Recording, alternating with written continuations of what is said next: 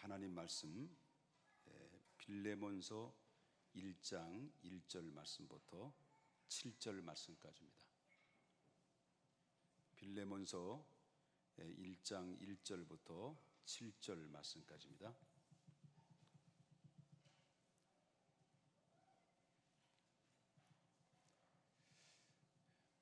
다 찾으셨으면 아멘 하십시다.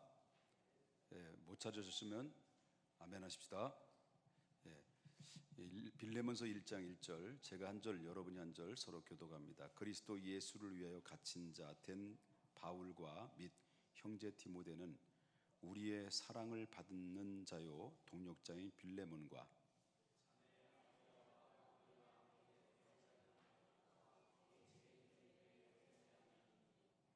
하나님 우리 아버지와 주 예수 그리스도로부터 은혜와 평강이 너에게 있을지어다.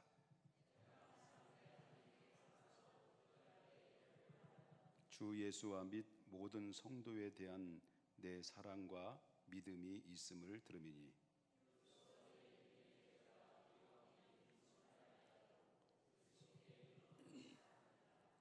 다 같이 읽겠습니다. 형제여 성도들의 마음으로 말미암아 평안함을 얻었으니 내가 너희 사랑으로 많은 기쁨과 위로를 받노라. 아멘.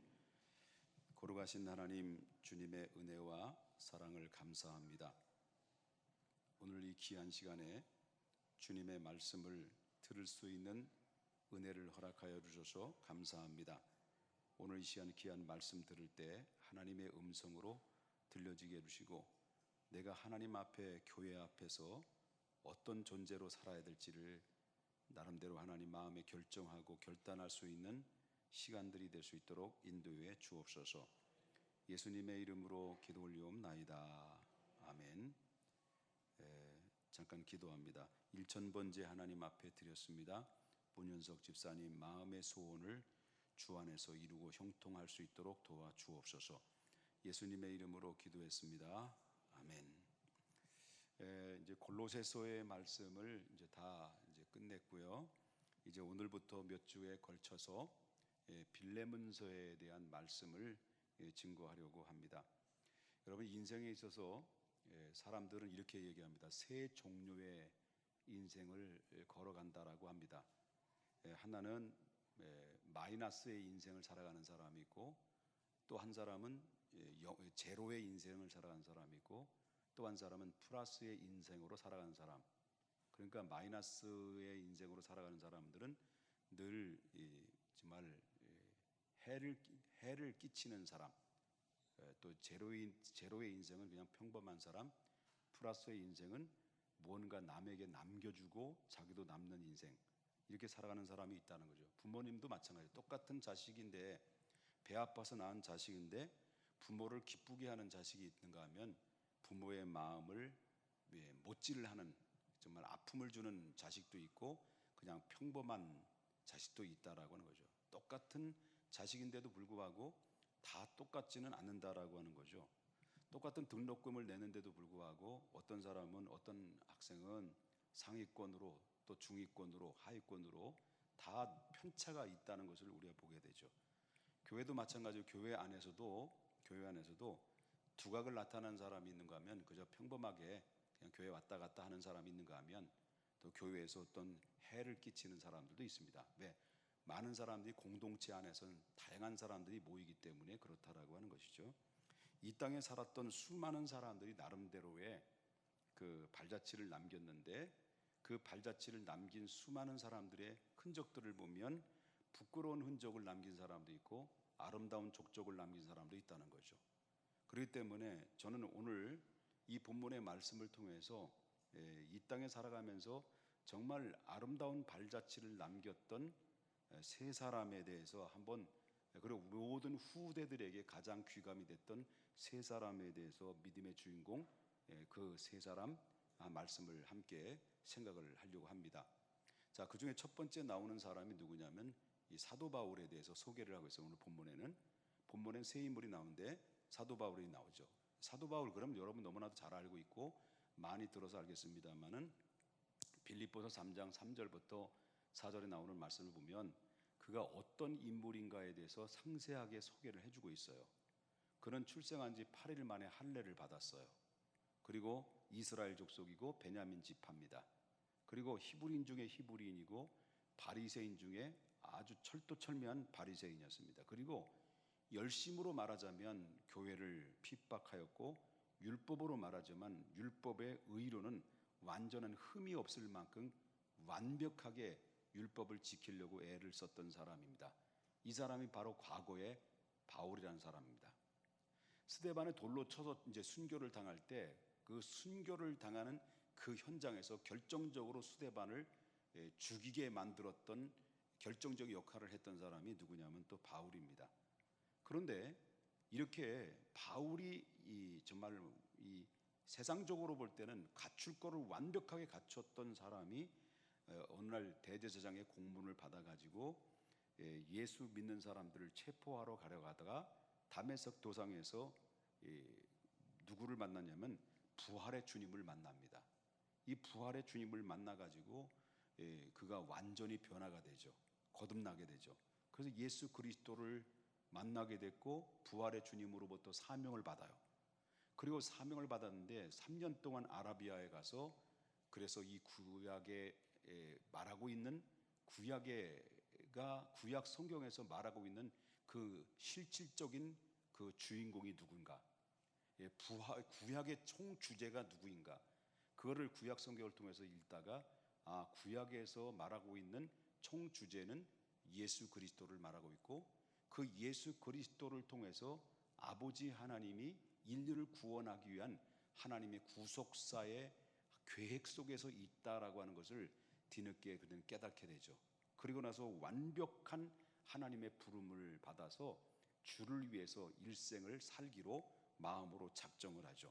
그래서 이 바울은 완벽하게 변화돼 가지고 이제 예수를 핍박하고 가해했던 자가 예수를 증거하는 바로 전도자로서, 선교사로서 하나님 앞에 그때부터 쓰임 받기 시작합니다.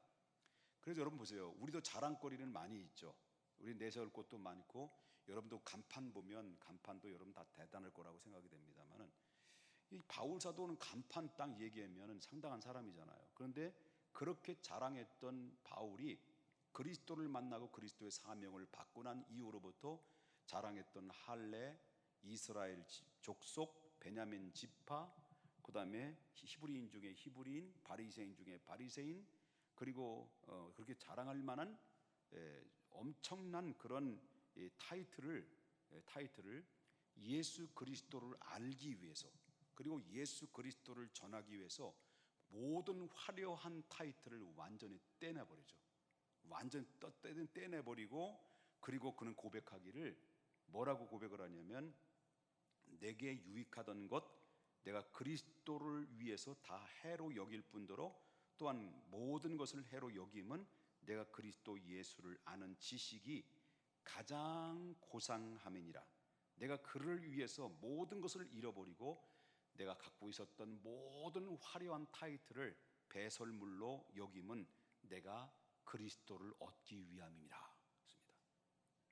그만큼 세상의 관점에 볼 때는 가장 좋은 화려한 타이틀이, 내가 여태까지 그게 최고인 줄 알고 그걸 붙들고 살아왔는데 그리스도를 만나고 나니까 그것이 아무런 소용이 없고, 얼마나 그분 앞에는 내가 세상의 화려한 타이틀이 얼마나 초라한 존재인가라는 것을 뒤늦게 깨닫고 나서 이제부터는 내가 그리스도를 알고 그리스도를 얻기 위해서 내가 가지고 있었던 과거의 화려한 모든 타이틀을 다 떼내고 내가 오직 주님만을 알고 주님만을 전하고 주님만 사명 감당하고자 하는 결단을 가지고 그 일생 동안 이제 몸을 던져버리죠, 사도 바울이. 자, 변화되려면 어느 정도까지 변화됩니까? 우리가 이 사람은 바울이니까 그럴 수 있지, 우리는 아니야 라고 할 수 있어요. 근데 그게 아니에요. 변화되려면 우리도 바울처럼 완벽하게 변화돼야 돼요. 어떤 사람은 교회 와서 은혜 받을까봐 그게 두려워서 하나님 내게 은혜가 임하지 않기를 원합니다라고 막 기도하는 사람도 없어요. 많은 사람이 그래요. 정말 내가 은혜 받으면 어떻게 해야 돼요? 내가 하나님 성령의 은혜를 받으면 어떻게 해야 돼요? 열심히 나와서 기도해야 되고 헌금해야 되고 사명 감당해야 되고 하기 싫은 거 와서 또 열심히 봉사해야 되고 뭐 이런 짐들이 있을 거기 때문에 이런 것들에 의해서 내가 은혜 받는 것이 은혜 받으면 안 되지, 정신을 바짝 차려가지고 은혜 안 받으려고 부흥회 때 막 은혜 불이 임하는데 막 거절의 영이 와가지고요 막 거절하고 막 그러는, 얼마나 많이 있습니까 그런 것이. 근데 바울은 완벽하게 변화됩니다. 변하고 되고 난 다음에 바울이 정말 그가 어떤 변화가 있었느냐라는 것을 그의 삶의 흔적을 통해서 그가 보여주는 내용이 바로 뭐냐면, 예수 믿고 완벽하게 변화받아 자기 과거에 갖고 있던 모든 자랑스러웠던 화려한 타이틀을 다 배설물처럼 여기고 내가 그리스도를 알고 그리스도를 따르고 그리스도를 증거하기 위해서 그는 어떻게 변화되느냐 할 때, 고린도 후서 11장부터 2장 22절부터 쭉 나오는 말씀 보면은 그는 예수 그리스도 때문에, 자기 때문이 아닙니다, 예수 그리스도 때문에 매도 수없이 맞고 여러 번 죽을 뻔했고, 예수 그리스도 때문에 유대인들에게 40에 하나 감한 매를 5번이나 맞았어요.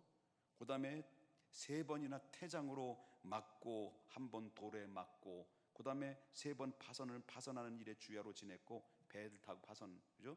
강도의 위협과 동족의 위협과 그 다음에 이방인의 위협과 바다의 위협과 자지 못하는 그런 가운데서 바로 먹지 못하고 헐벗고 굶주리고, 그리고 당신에게 맡겨진 그 사명을, 그 온전하게 그 사명을 감당하기 위해서 일생 동안 자기 몸을 던져서 그렇게 헌신하며 살았던 사람이 누구냐면 그 바울 사도의 모습을, 그 지나온 흔적들, 족적들을 보면 거기서 발견할 수가 있다는 거예요. 여러분 읽었던 이 본문은 역사적인 이 복음 전하는 이유로 인해서 오늘 본문에도 이 복음을 증거하기 위해서, 복음을 증거하는 이유 때문에 로마에 1차 연금되어 있을 때 AD 61년부터 63년 그 사이에 있었던 사건이 오늘 본문에 나오는 말씀의 그 중심의 사건이었습니다. 자, 이 바울이 그렇다라는 거예요. 바울에 대해서 좀 이해되셨죠? 자, 바울이 어떤 사람입니까? 정말 대단한 사람이에요. 오늘날 말한다면 이어령 교수 같은 분입니다. 이어령 교수 보세요. 세상적인 학문 볼 때 이어령 교수는 정말 우리 대한민국에서 그를 능가할 수, 옛날 사람 치고는 그를 능가할 수 있을 만한 사람이 있을까 할 만큼 정말 대단한 지식과 학식이 풍부한 사람이 이어령 교수예요. 오늘날에도 뭘 만드냐면 파워포인트를 만들고 바로 강의할 때도 이거 하고 이거예요. 이 노인네가. 그런데 이 예수 그리스도를 믿는 사람들을, 기독교를 그렇게 비호했고 박해했고, 그리고 기독교는 정말로 마귀 집단이라고 할 만큼 이렇게 폄하했던 그 악명 높은 이어령 교수가 자기 지식으로, 자기 논리로 기독교는 엉투당도 안 되는, 말도 안 되는 주장을 하고 있다라고 이렇게 논리를 펼쳤던 사람이, 이 사람이 성령으로를 통해서 그가 예수를 영접해서 완벽한 사람으로 바뀌어집니다. 이어령 교수가. 지금 오늘날 예수 그리스도 기독교를 핍박했던 이어령 교수가 이제는 예수를 증거하고 예수를 드러내고 주님께 영광을 돌리는 하나님의 사람으로 뒤바뀌었다는 거죠. 이게 그러니까 이 바울 사도도 그런 거예요. 그렇게 대단한 사람이 예수를 믿고 예수를 증언하는 사람이 됐다고 한다면, 자, 우리도 뭐 다를 바가 없는 거죠. 우리는 이어령 고수는 아닙니다. 우리는 바울 사도는 아닙니다. 그렇지만 우리는 그분들보다도 화려하지는 않지만 그래도 우리는 예수 그리스도를 만난 사람으로서 예수 그리스도를 정말 내 구주로 인격적으로 주님으로 내가 영접했다고 한다면, 영접한 거 하나님의 자녀가 됐으면 하나님의 자녀가 된 만큼의 이상으로 이제는 삶의 변화가 일어나야 되는데, 그 사명이 무엇인가라는 거죠. 그리스도를 드러내고 그리스도를 알리고 그리스도를 내 마음에 그리스도의 심장을 가지고 이제부터는 살아가야 된다는 것을 믿으셔야 될 줄 믿어요. 믿습니까? 그 다음에 두 번째 인물에 대해 소개를 하고 있는데, 오늘은 두 번째 인물 그것만 말씀드리고 마치겠습니다. 세 번째 인물은 이제 오네시모라는 사람이고요. 두 번째 인물은 이제 빌레몬이라는 사람에 대해서 이제 소개를 하고 드리려고 합니다. 자, 한편 이 빌레몬이라고 하는 사람이 여기 등장이 되는데, 이 빌레몬은 소아시아의 부르기아의 지역에서 남쪽으로 가보면 이 골로새시라는 곳이 있어요. 골로새 교회 있잖아요. 지난 골로새서의 말씀을 통해서 그렇지, 골로새서의 골로새시에 거주하고 있었던 아주 부유층의 유지였습니다. 그 지역의 유지, 굉장히 부자였죠. 그리고 많은 사람들이 그를 존경하고 따랐던 사람인데, 그런데 이 빌레몬이 그 동료였던 에바브라와 함께 사업차 에베소로 이제 갔다가 이제 바울을 만난 거, 이 사람이 에바브라와 함께 바울을 에베소에서 만난 거예요. 에베소에서 바울의 전도의 말씀을, 복음의 말씀을 전해 듣고 이 사람이 개종을 하죠. 그래서 이 사람이 완전히 에바브라와 이 빌레몬이 완벽한 사람으로 또 그리스도인이 되죠. 그리스도인이 돼가지고 이 바울의 제자로서 이제 삶을 살았는데, 그래서 그는 하나님의 은혜를 받고 자기 고향으로 돌아와서 골로새 지역에 돌아와 자기 집을 공개를 해서 예배 처소로 내줍니다.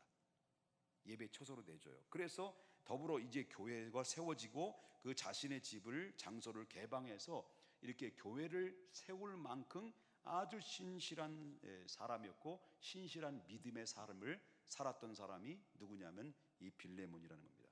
그런데 바울이 입장에서 볼 때 빌레몬이라는 사람은 어떤 존재냐, 이걸 우리가 보게 되고요. 이 말씀을 그대로 적용한다면 담임 목사가 입장에 딱 볼 때, 성도님들 여러분들을 볼 때는 여러분들이 어떤 존재를 보고 있을까? 그럼 제가 여러분들을 볼 때 여러분들을 어떤 존재로 볼까라는 것에 대해서 궁금하지 않습니까? 뭔 말인지 몰라요? 제가 여러분들을 볼 때, 여러분을 내가 이 김 목사가 어떻게 보고 있고 어떻게 바라볼까? 그거 궁금하지 않아요? 자, 바울은 빌레를 볼 때 빌레몬을 어떤 존재로, 어떤 인물로 봤느냐라고 하는 거죠. 자, 바울은 첫 번째는 빌레몬을 딱 보면, 빌레몬은 기도할 때마다, 빌레몬을 생각할 때마다, 하나님께 기도할 때마다 그러면 빌레몬은 감사의 대상이었다는 거예요. 무슨 대상이라고요? 감사의 대상이라고 했습니다. 그래서 이 4절을 보게 되면 4절에 그가 뭘 보면 아냐면, 자, 4절 보겠습니다. 내가 항상 내 아버지께 뭐하면요, 감사하고 기도할 때 누구를 말한다는 거예요? 너를 말하면, 너가 뭐예요? 빌레몬을 말하고 있는 거잖아요. 그래서 뭐냐면, 내가 하나님께 아버지 감사합니다, 아버지 하나님 감사합니다 하고, 감사하고, 그리고 하나님 앞에 기도할 때 아무개는 이렇고 아무개 하면 이렇고 아무개 하면 이래서 너무나도 감사합니다 라고 할 때, 그 감사의 대상이 누구의 이름이 거론되고 누구의 이름이 떠오르냐는 거예요. 바울의 첫 번째로 꼽는 사람이 누구라고 하는 거예요? 감사의 대상, 기도의 대상이 누구라는 거예요? 네? 누구라고요? 빌레몬이라는 거예요. 빌레몬. 그러니까 이 바울은 감옥에 있어요. 그런데 감옥에서 들려오는 소식들, 에바브라든지 누구로부터 들려올 때마다 빌레몬은 어떠냐? 빌레몬은 정말 그 교회에 충직된 일꾼이고, 그렇게 부유함에서도 불구하고, 돈 많음에도, 그리고 정말 부유한 가운데서도 불구하고 사람들을 잘 겸손하게 섬기고, 그리고 낮은 자의 입장에서 하나님 앞에 믿음으로 신실하게 쓰고 있습니다. 물어볼 때마다 그 빌레몬에 대해 긍정적인 이야기의 소식을 들을 때마다 그는 엎드려 기도합니다. 아버지 정말 감사합니다. 예수님이 빚값 주고 세운 그 교회에 정말 빌레몬이라고 하는 훌륭한 믿음의 사람이 있다니 정말로 감사합니다 라고, 빌레몬 보면 감사의 대상이라는 거예요. 감사요. 너무 감사하다는 거예요. 그리고 기도할 때마다 누가 떠오르는 거예요? 하나님, 빌레몬입니다. 하나님, 빌레몬 축복해 주십시오. 빌레몬을 사랑하십시오. 빌레몬을 하나님 인도하십시오. 빌레몬을 하나님 정말로 하나님의 일꾼으로서, 훌륭한 일꾼으로서 하나님 축복해 주십시오라고 하는 감사의 대상, 기도의 대상이 누가냐면 빌레몬이었다는 거예요. 바울의 입장에서. 바울의 한 마음의 복판 안에 누가 존재하고 있다는 거예요? 빌레몬이 존재하고 있다라고 하는 거예요. 여러분, 집을 개방한다는 것은 쉬운 일은 아니죠. 자기 교회를 세운 것이 대단한 거죠. 빌레몬은 자신뿐만 아니라 아내 아비아와 그의 아들 아키포르까지 믿음으로 독실한 신앙 안에서 이렇게 잘 생활을 이끌을 수 있도록 인도했고, 또 사도 바울은 하나님 앞에 엎드려 기도만 하면 빌레몬이 생각나고, 또한 빌레몬을 생각하기만 하면 하나님 앞에 저절로 감사하고 저절로 기도가 나오고 하나님 앞에 감격의 물결이 가슴속에 바로 차고 흘러넘쳤던 것이 바울의 마음이라고 하는 거죠. 사람들은 모두가 모든 관계에서는 두 종류가 있다라고 해요. 상대방에게 기쁨을 주는 감사의 대상이 있는가 하면 상대방에게 아픔을 주는 바로 근심의 대상이 있다고 해요. 우린 다 똑같을 수는 없어요. 다 똑같을 수 없는데, 여러분 자식들도 그렇습니다. 자식을 똑같이 낳지만 자식을 볼 때마다, 바라볼 때마다 하나님 정말 감사해요. 기쁨과 보배와 같은 이 자식을 하나님 보내주셔서 생각할 때마다 하나님 감사합니다. 이 막 저절로 이 자식을 생각하면 막 보면 감사하고, 어떻게 저가 내 뱃속에서 나온 자식이 정말 저렇게 이쁘고 사랑스럽고 정말 믿음 안에서 잘 살아갈 수 있을까라고 하면서 행복한 마음을 가지죠. 살아가면서 힘들고 어려울 때마다 정말 믿음으로 잘 성장하고 부모의 말 앞에 잘 순복하는 그런 자식들을 바라볼 때마다, 힘들고 어려울 때마다 그 자식으로 인해서 힘이 생기고 용기가 생기고 살아갈 이유가 생기죠. 그렇지, 혜원아? 엄마가 너 보면 힘이 생기고 용기가 생기지? 말 같지 않지? 자, 근데 반대로 어떤 자식은 자식을 볼 때마다 저 애물단지 어디서 저걸 더 나왔는지, 내가 저거를 낳고 미역국을 왜 먹었는지 막 한숨이 저절로 나오고, 그래 막 열심히 일하다가도 그 자식 생각하면 막 열이 뻗쳐가지고요, 힘이 다 빠지고, 이렇게 근심의 대상입니다. 가정에서도 마찬가지고 사회도 마찬가지고 똑같아요. 교회도 마찬가지입니다. 교회도 성도를 바라볼 때마다, 기도할 때마다, 주의 종이 기도할 때마다 하나님께 저 귀한 분을 하나님 보내셔서 감사합니다. 하나님 정말로 만나는 사람들마다 우리 교회에 이런 집사님, 이런 장로님, 이런 권사님이 있습니다라고, 어딜 가서 헌신 예배를 드리든지 어디 부흥회 가든지 갈 때마다 꼭 등장인물이 우리 교회 장로님, 우리 교회 전사님, 우리 교회 집사님, 이런 분이 있습니다라고 자랑하고, 막 자랑에다 좀 더 뻥을 쳐가지고 또 이렇게 하는 분이, 우리 부흥회 인도하시는 분들이 그렇잖아요. 바로 뭐냐면 감사의 대상에 대한 이야기를 한참 축복받은 이야기를 하다가 나중에는 자기 열 뻗치게 하는, 키 크고 힘 좋고 막 이렇게 사람도 있다는 거죠. 자, 바울이 바라보는 빌레몬은 그를 볼 때마다 나는 감사하다, 너를 바라볼 때마다 기쁘다, 너를 바라볼 때마다 하나님 앞에 기도할 때마다 너는 하나님 앞에 나의 참 신실된 사람으로서 난 넌 너무 좋다라고 하는 거죠. 자, 이런 가운데 교회 안에서도 내 존재감이, 이 평택중앙교회 안에 내 존재감은 어느 정도의 존재감인가를 바라봐야 됩니다. 내 성도와 내 구역장과 아니면 내 직분자로서, 그 다음에 내가 이 땅 같이 서로 신앙 교제를 나누는 하나의 형제와 자매 속에서 나는 과연 다른 사람에게 볼 때 감사의 대상이고 기도의 대상인지 아니면 근심의 대상인지를 나를 한번 조용히 돌아볼 수 있는 한번 시간도 필요하다는 생각이 들어요. 이 본문의 말씀을 통해서. 옆에 분 인사합시다. 당신은 감사의 대상입니까? 근심의 대상입니까?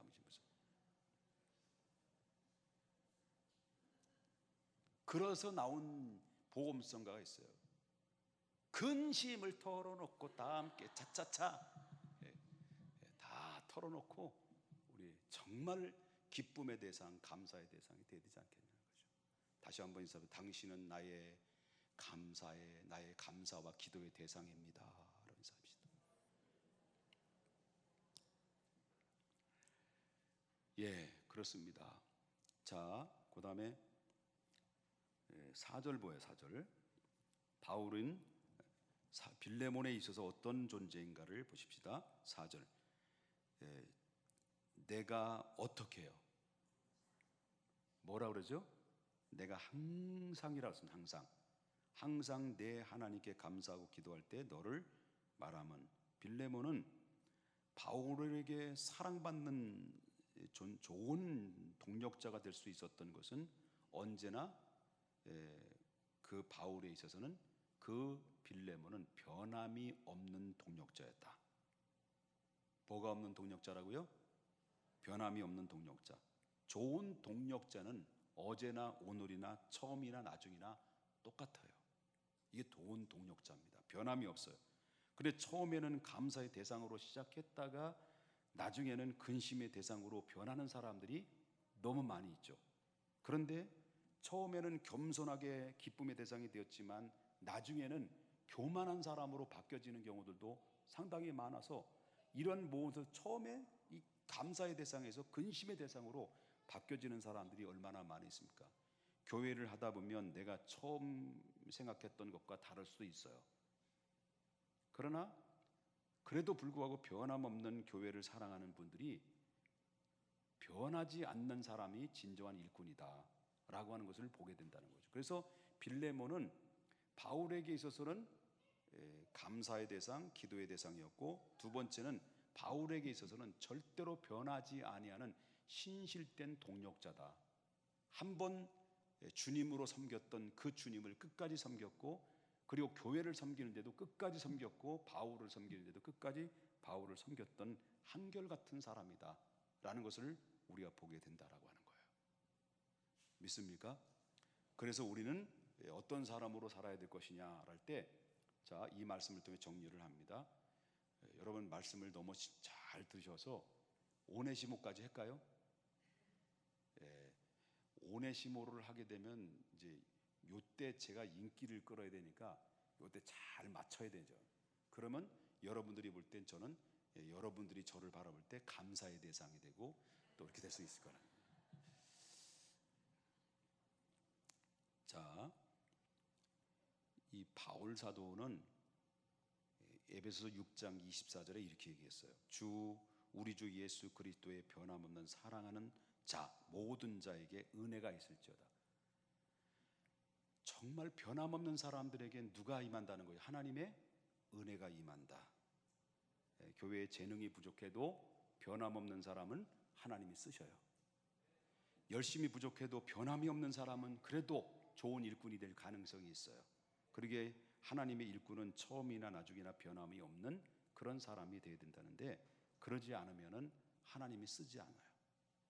사랑하는 여러분, 빌레몬은 자신을 예수 믿게 한 이 사도 바울에게 항상 감사의 대상으로 되도록 신앙생활을 아주 잘 했던 사람입니다. 그렇기 때문에 우리 사랑하는 여러분들도 목회자 입장에서 볼 때 정말 하나님 앞에 감사의 대상으로서 쓰임 받았으면 좋겠다는 생각이 들어요. 그러니까 목회자가 감사의 대상이 아니라 근심의 대상이 돼가지고 밤잠을 못 자고 고민하고 근심하고 염려하고, 그래서 스트레스 받고 목회에 막 자신감을 잃어버리고 이렇게 돼버리면은 결국은 어떻게 돼요? 교회도, 그리고 또 교회 안에서도 문제가 발생되고 하나가 되는 일에 금이 가고 교회 분열되고, 이런 일들이 얼마나 많이 있는지 몰라요. 그렇기 때문에 목회자도 잘해야 되고 성도님들도 잘해야 된다는 거예요. 어떻게? 목사님은 성도의 입장에서 볼 때, 정말 성도의 입장일 때 우리 목사님 좋은 목사님이 되어주셔서 감사합니다. 기도할 때마다 목사님 이름이 떠오를 수 있는 목회자가 되어야 되고요. 성도는 정말 믿고 맡길 수 있을 만큼 감사의 대상, 우리 교회 저런 분이 있어서 너무 감사합니다. 우리의 저런 빌레몬 같은 하나님의 동력자가 있어서 너무 감사합니다라고 정말 그분들만 생각하면 마음이 기쁘고 즐겁고 막 행복해서 어디 가서 자랑하고 싶어. 자랑 위에 자랑 플러스 뻥하고, 정말 모든 사람들이 막 자랑하고 싶을 만큼 이런 사람이 될 수 있도록 우리 서로 잘해야 된다. 서로. 저도 그렇게 살 수 있도록 정말 여러분들에게 실망을 주지 않고 주님께 실망드리지 않을 만큼 신실하게 살기를 이 시간 강단에 서면서 또 나름대로 결심을 했고요. 여러분들도 함께 그런 마음으로 동력자와 그 목회자와 동력자 의식을 가지고 겸손하게 감사의 대상으로, 서로의 감사의 대상, 서로의 섬김의 대상, 서로 기도의 대상으로 삼아서 이 교회를 정말 아름답게 아름다운 족적으로 남겨서 하나님의 기뻐하시는 교회로 올려드릴 수 있는 우리 모두가 될 수 있도록 우리 모두 마음을 모아서 빌레몬처럼 변함없는 사람, 변함없는 동력자, 감사의 대상, 기도의 대상으로서 우리 멋지게 쓰임받는 하나님의 사람들 다 될 수 있기를 주님의 이름으로 축복합니다. 기도하겠습니다. 우리 옆에 분과 손을 잡으시면서 합심해서 통성으로 기도합니다. 하나님, 어차피 우리는 주님 나라 갈 수 있는 사람입니다. 주님 나라 가는데 갈 때까지 우리가 이 교회 안에서 신앙생활을 해야 되는데, 교회 안에서 나는 어떤 존재로서 존재감을 가지고 살아갈 것인가, 다른 사람들에게 이 교회에서 나는 어떤 영향을 줄 수 있는 사람인가를 다시 한번 볼 수 있도록 인도하신 하나님께 감사하고요.